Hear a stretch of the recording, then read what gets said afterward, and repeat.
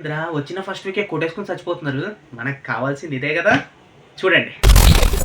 Hi guys, మామా Teja big boss promo 2 వచ్చేసింది.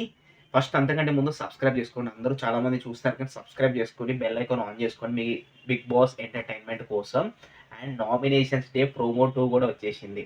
ఎంత స్టార్టింగే ఫస్ట్ వీకే చాలా ఇంటెన్స్గా, చాలా హైగా, చాలా రసవత్తరంగా కొట్టేసుకుంటున్నారు. అప్పుడే మన జనాలకి కావాల్సింది ఏంటి? ఎంటర్టైన్మెంట్. ఆ ఎంటర్టైన్మెంట్ వాళ్ళలో చాలా ఉంది.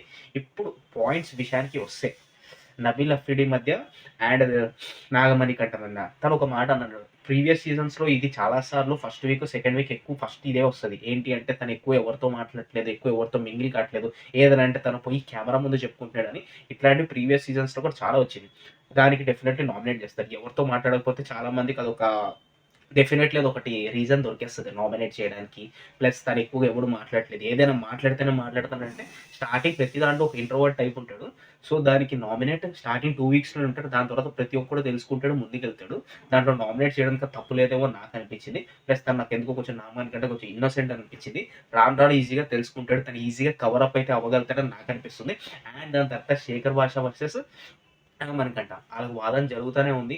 వాళ్ళిద్దరి మధ్య నామినేషన్ చాలా ఇంటెన్స్ డెఫినెట్లీ ఉంది. తన పాయింట్ నాగమణి కంటకు నచ్చలేదు. యస్, నామినేషన్స్ అన్న మనం డిఫెండ్ చేసుకోవడానికే కాబట్టి ఆ పాయింట్ తనకి నచ్చలేదు. ఓకే, తనకి డెఫినెట్లీ నామినేషన్ అయితే పడ్డది. 6 మెంబర్స్ టోటల్ ఇప్పుడు వరకు నామినేట్ అయితే అయ్యారు. అండ్ ఆఫ్టర్ దాట్ బేబక్క ఇంకా యష్మిక గౌడ.